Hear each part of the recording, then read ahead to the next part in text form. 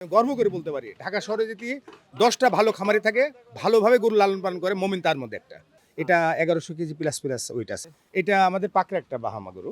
হ্যাঁ, এটাও ton plus আছে ওইটা। যারা লাইভ ওয়েটে গরু নিতে চাই তারাও গরু পাবে কিন্তু আমার কাছে, এবং সবই সুন্দর গরু, পুষ্টি আর ঘাস খাওয়া গরু এগুলো।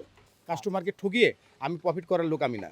আমি যদি লসও করি, আমি কমিটমেন্টের মধ্যে থাকি। প্রান্তিকেরা সবচেয়ে খারাপভাবে গরুকে লালন পালন করে। গত বছর কিনছে, এই বছরে দাওয়াত দিয়ে খাওয়াচ্ছি তাদের রিভিউ নেওয়ার জন্য। ফিট খাওয়ানো অবশ্যই ভালো, গরুর ফিট হতে হবে। ছোট গরুর সংকট থাকবে, ছোট গরুর দাম অনেক বেশি থাকবে, বড় গরুর দাম বেশি থাকবে না। যে ভালো কোয়ালিটির প্রোডাক্ট তৈরি করতে হলে ভালো প্রাইস দিয়ে নিতে হবে। মুরগির মধ্যে যেমন দামি মুরগিও আছে, দেশি মুরগি। মাছের মধ্যে তেলাপিয়ার দাম কম, আবার রুই মাছের দাম বেশি হয়তো, তাই না? গরুর মধ্যে একটা কিন্তু এই জিনিসটা আছে, এটা মানতে হবে। আপনি যতই মারামারি করেন, আকরাম কষাই 850 বিক্রি করে, উজ্জ্বল কষাই 650 বিক্রি করে। এই তো তাহলে দুইটার মধ্যে পার্থক্য কি? 2026 সালের কোরবানির জন্য আমরা 120টার উপরে সুন্দর সুন্দর লাল শাহিয়াল, পাকড়া, হাসা, আরসিসি, ব্রাহ্মা, এই ধরনের গরু, সুন্দর সুন্দর গরু করেছি, যেগুলো আপনাদের জন্যই তৈরি করেছি। আপনাদের সবার প্রতি আহ্বান, একবার হলেও নবিতা এগ্রো ভিজিট করুন। আমরা শুরু করেছি 1,50,000 থেকে, আমাদের 25 লাখ পর্যন্ত গরু আছে আমাদের কাছে।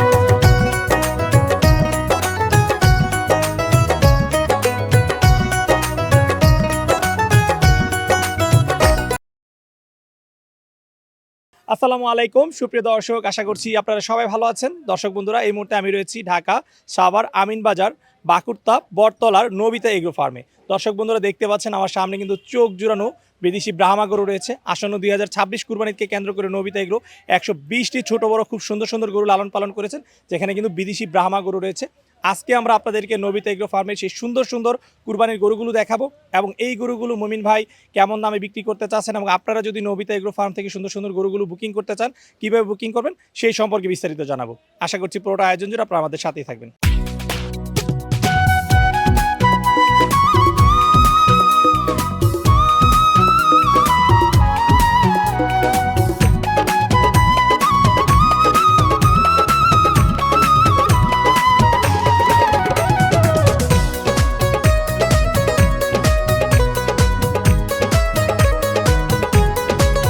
আসসালামু আলাইকুম মুমিন ভাই। ওয়ালাইকুম সালাম ভাই, কেমন আছেন ভাইয়া? আলহামদুলিল্লাহ ভালো আছি, আপনি কেমন আছেন? আলহামদুলিল্লাহ ভালো আছি।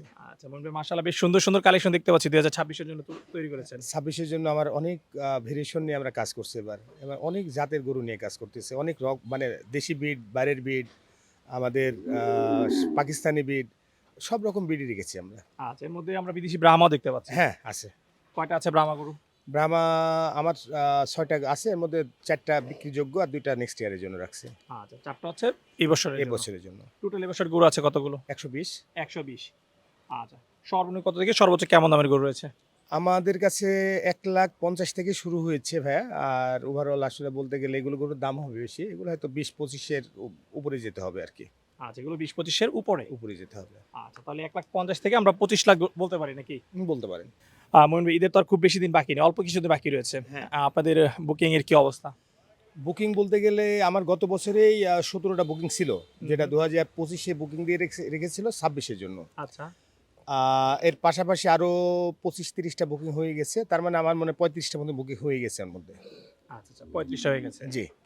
আচ্ছা আচ্ছা, এই বছর ভাই কি অবস্থা দেখতেছেন সার্বিকভাবে? সার্বিকভাবে আসলে অবস্থা বলতে গেলে আমার অবস্থা যেটা হলো, পরিপূর্ণভাবে আমি প্রস্তুতি নেওয়ার পরেই কিন্তু এনাফ গরু নিতে পারি নাই। আমার নির্দিষ্ট একটা কাস্টমার আছে জানেন, গত 2 বছর বা 3 বছর ধরে 150 গরু আমি সেল করি, আমার খামার থেকে সেল করি।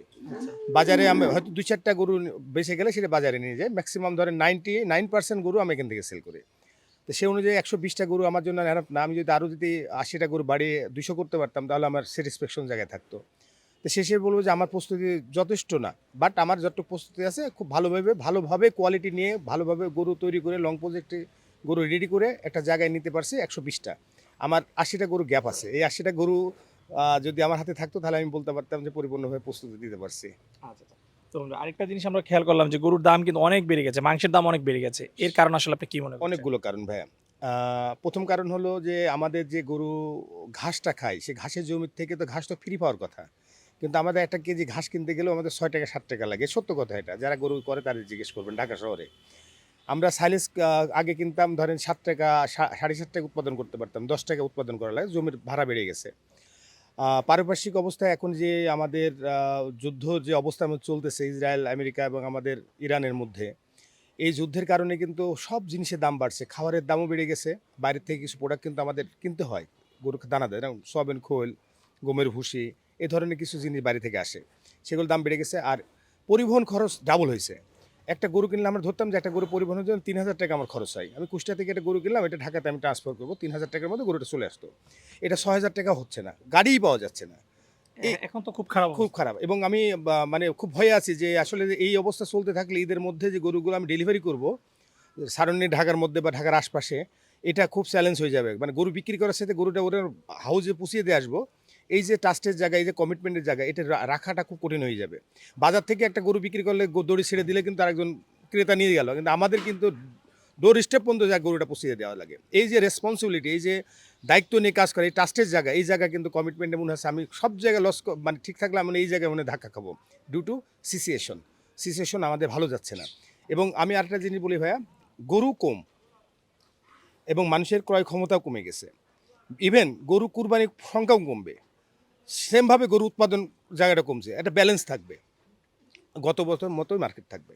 মুন ভাই, আপনি তো একজন অভিজ্ঞ খামারি, আপনার অভিজ্ঞতা কি মনে হচ্ছে এই বছর ছোট এবং মাঝারি যে গরুগুলো রয়েছে সেই গরুগুলোতে গত বছরের তুলনায় এই বছর কিরকম দাম বাড়তে পারে বলে মানে এক একটা গরু প্রতি? আমি মনে করি যে এবার ছোট গরু পর্যাপ্ত ছোট গরুর সংকট থাকবে, ছোট গরুর দাম অনেক বেশি থাকবে, বড় গরুর দাম বেশি থাকবে না, কারণ মানুষের ক্রয় ক্ষমতার একটা লিমিটেশন আছে। আরেকটা জিনিস দেখেন, গত বছর গরুর মাংস আমরা খাইছি 650, খুব বেশি হলে 700-র মধ্যে ছিল। এবছর কিন্তু 850 টাকা মার্কেটে গরু এখন মাংস বিক্রি হচ্ছে।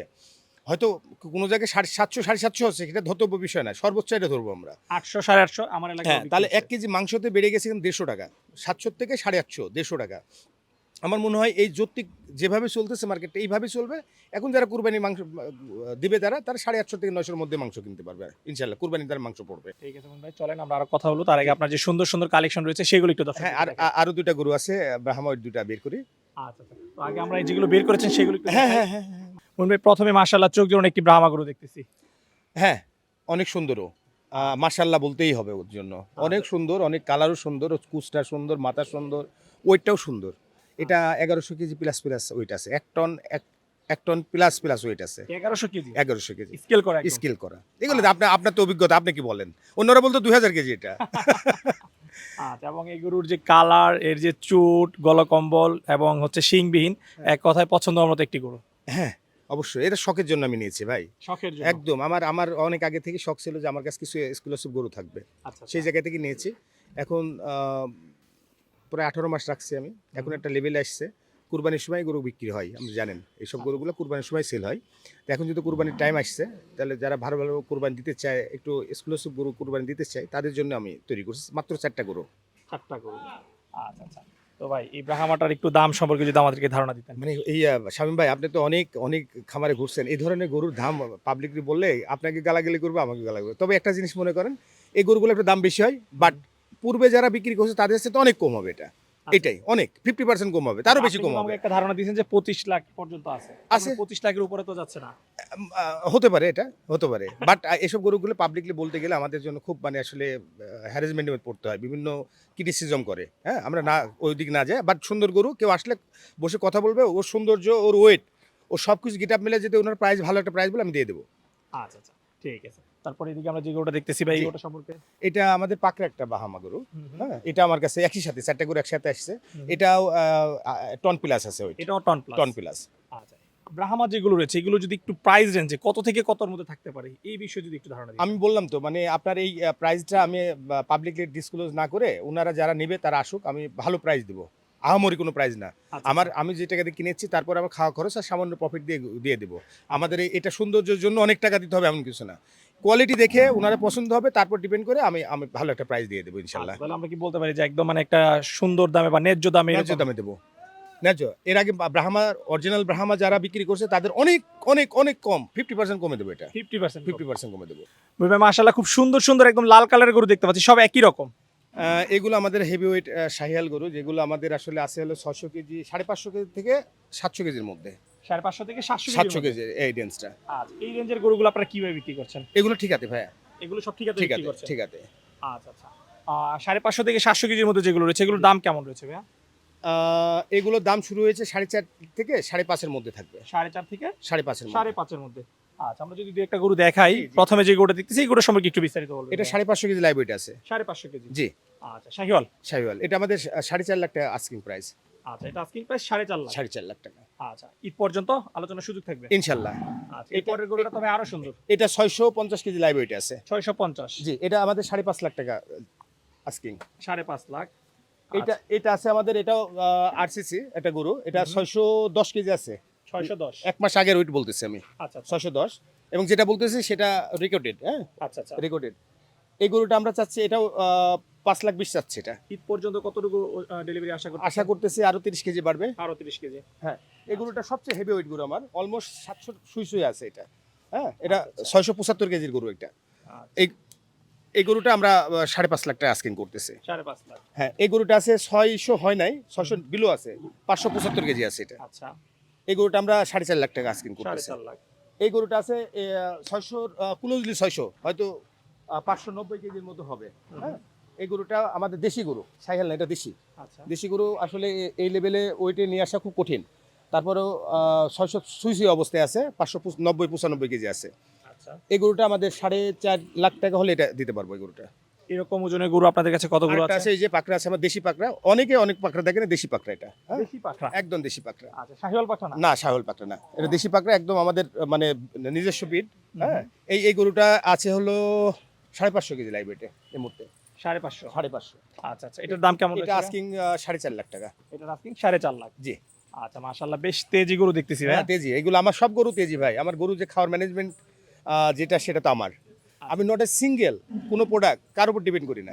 আমি খড় আমার চেষ্টা করি নিজের জমি থেকে কালেক্ট করার, বা আমার এলাকা থেকে কালেক্ট করার। আমার ঘাস নিজস্ব জমি, ওই যে ঘাস একটু দেখেন না, ঘাসটাই যে ঘাস পড়ে আছে, এই যে ঘাস আমার নিজের। আমার সাইলেস আমার নিজের। আপনি জানেন দানাদার খাবারও আমার নিজের। আমি মিল থেকে সরাসরি দানাদার খাবার নিয়ে আমার নির্দিষ্ট জায়গায় মিক্সার করে আমার গরুকে আমি সাপ্লাই দিই। তার মানে আমার গরু যেটাই খাক সেটা একেবারে অ্যাকুরেট সুন্দর একটা প্রোডাক্ট খায়। সেই প্রোডাক্টের মধ্যে কারোর মিসকাপ নাই। বাজারে যে প্রোডাক্টগুলো খুব দাম দিয়ে কিনে, সেগুলো কি করে, সেগুলো মিসকাপ করে একটা প্রোডাক্ট সাথে আরেকটা কম দামের সাথে বেশি দাম, এগুলো আমি করি না। আমার প্রোডাক্ট যেটা খাই আমার পক্ষ, মানে আমার দ্বারা, এই কারণে আমার গরু যদি একটু খরচ বেশি হয় তাহলে গরুটা যে হচ্ছে ওভার ফ্যাট হয় না।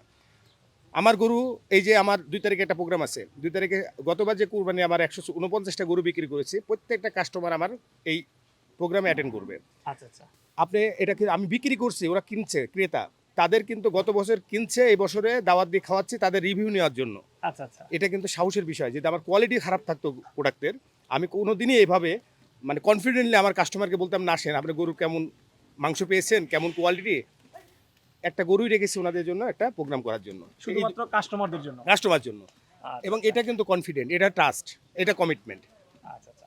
না মনে ভাই, নিঃসন্দেহে বলতে পারি যে আপনাদের নবিতা এগুলো যে গরুগুলো, কারণ আমি আপনাদের সাইলেজের ভিডিও করেছি, আপনার দানাদার খাদ্যের ভিডিও করেছি, যে আপনি নিজে এগুলো নিজের ফার্মের জন্য ব্যবহার করছেন, পাশাপাশি কিন্তু আপনি এগুলো বিক্রিও করছেন। বিক্রি করি। তমন ভাই, একটা প্রশ্ন কিন্তু থেকে যায়, যেহেতু আপনি সবকিছু নিজে তৈরি করে খাওয়াচ্ছেন, সেই ক্ষেত্রে কিন্তু অন্যান্য খামারিদের চেয়ে তুলনামূলক খরচটা আপনার কম হওয়ার কথা, এবং আপনি খরচ কম না, আমার সার্ভাইভ করার মতো অবস্থায় যাচ্ছে। আচ্ছা আচ্ছা। অটোমেটিক ভাবে অন্যরা খাওয়াচ্ছে হলো 56 টাকা 60 টাকা করে কিনে, হুম হুম, আর যারা ব্রয়লার ফিড খাওয়ায় তারা 80 টাকা 90 টাকা খাওয়ায়। হ্যাঁ, হুম হুম। আমরা তো আসলে ওই লেভেলের না। আমরা নর্মালি আমাদের গরুকে 45 থেকে 50 টাকা খাওয়ার পার কেজি হয়।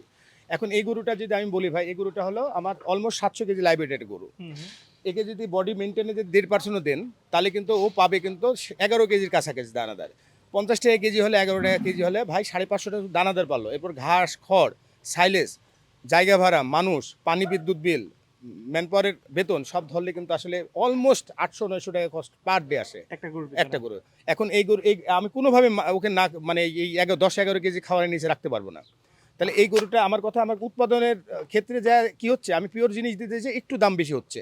কিন্তু কিন্তু ভাই আমার গরুকে আমি জানা মতে আমার গরুকে কোনো রকম অবৈধ পন্থা আজ পর্যন্ত অ্যাডাপ্ট করাই নাই। এমনকি ইনজেকশন দিতে গেলে 10 বার ভেবে আমি ইনজেকশন দিই যে ইনজেকশনটা ওর জন্য হার্মফুল হবে কিনা, এই ভ্যাকসিনটা ওর জন্য ঠিক আছে কিনা, এই যে কৃমিনাশক করবো বারবার কৃমিনাশক করলে ওর ওভারিতে কোনো প্রবলেম আসবে কিনা, ওর অ্যাবডোমিনালে কোনো প্রবলেম আসবে কিনা, এইগুলোর চিন্তা ভাবনা করে আমরা গরুকে একবারে পারফেক্টলি গরু করি, ট্রেডিশনাল পদ্ধতিতে গরু করি। এই কারণে গরু আমার গ্রোথ কম, কিন্তু গরুর এক্সিলেন্ট কোয়ালিটি হয়, নো ফ্যাট। একটা 10 মণ গরু কেটে 10 কেজি ফ্যাটও পায় না, 5 কেজি ভাই। আপনি 2 তারিখে ভিডিও দেখবো অনেকে, হয়তো ওই ভিডিওটা অন্য কেউ কভার করবে, আপনার তো সময় আসলে খুব টাইট এখন। ওই ভিডিও দেখেন, প্রত্যেকটা কাস্টমার গতবার যে আমাদের নিয়েছে প্রত্যেকটা কাস্টমার হ্যাপি মুখে হাসতে হাসতে আমার সাথে কথা বলবে। আমার উপর রাগ দেখানোর কোনো সুযোগ নেই, কারণ আমি সর্বোচ্চ চেষ্টা করি যে কাস্টমারের স্যাটিসফ্যাকশন লেভেলে রাখা। কাস্টমারকে ঠকিয়ে আমি প্রফিট করার লোক আমি না। আমি যদি লসও করি আমি কমিটমেন্টের মধ্যে থাকি, আমার ট্রাস্টের জায়গায় থাকি, আমার ভালো প্রোডাক্ট নিয়ে কাজ করি।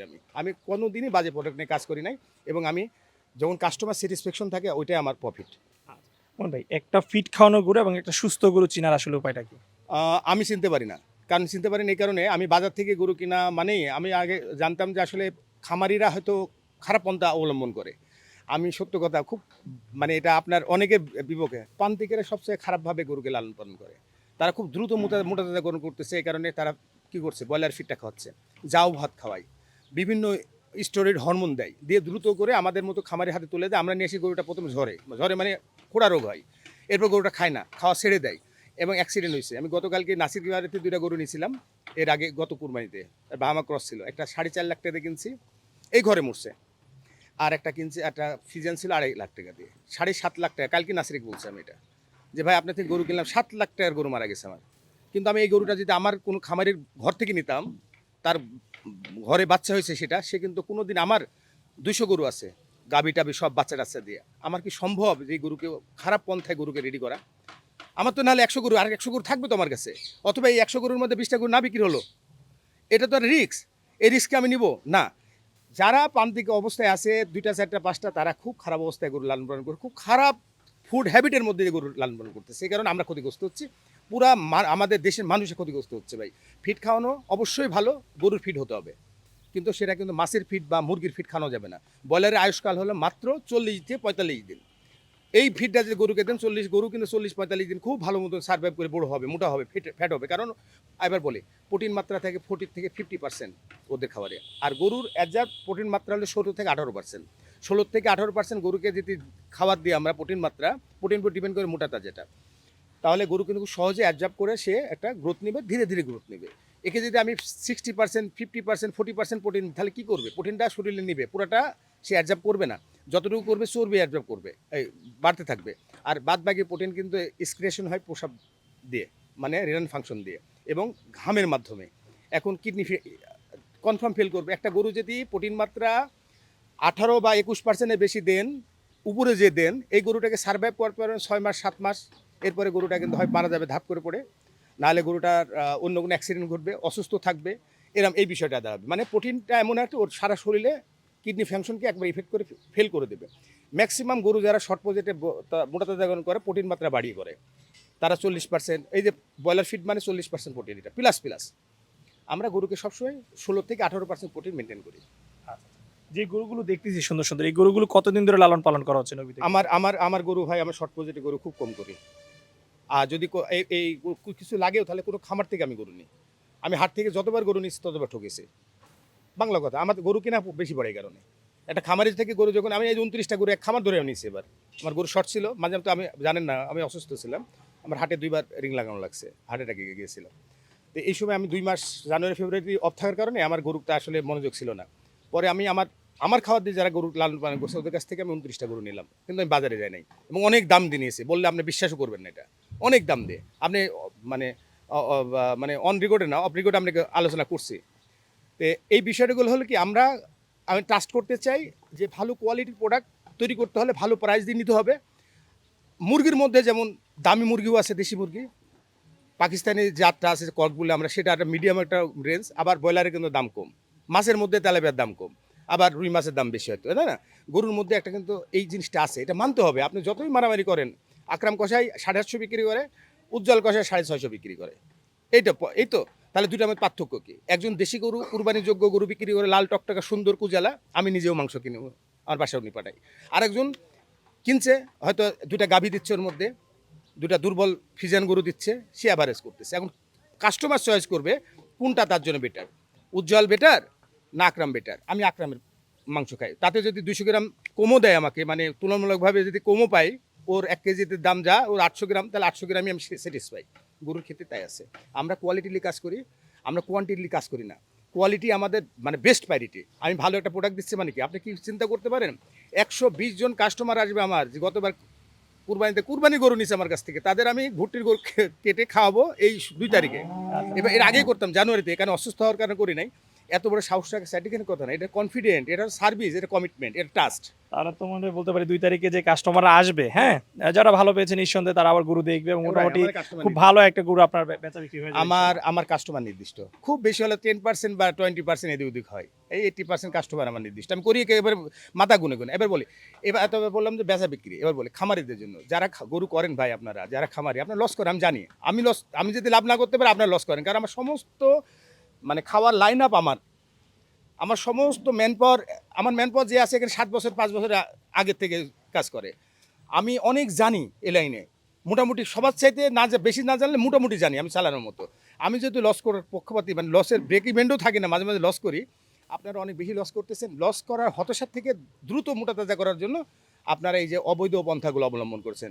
গরুকে ভাত খাওয়াচ্ছেন, জাউ ভাত, গরুকে ব্রয়লার ফিড খাওয়াচ্ছেন, গরুকে এই যে স্টোরেড হরমোন গরু তৈরি করে, হয়তো আমি না, একটা ক্রেতার হাতে তুলে দিচ্ছেন, সে কিন্তু মাংস কিনতেছে না, সে চর্বি কিনতেছে, বাজে একটা অখাদ্য জিনিস সে তার কাছে যাচ্ছে।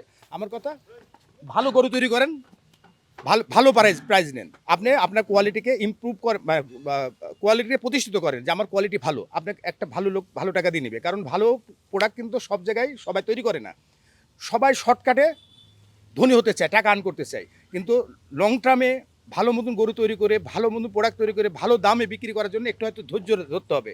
যখন কাস্টমার প্রায় পাইপলাইন হয়ে যাবে এবং বিশ্বাস করবে, ট্রাস্ট করবে, যে না, কমিটমেন্টের মধ্যে থাকবেন আপনি।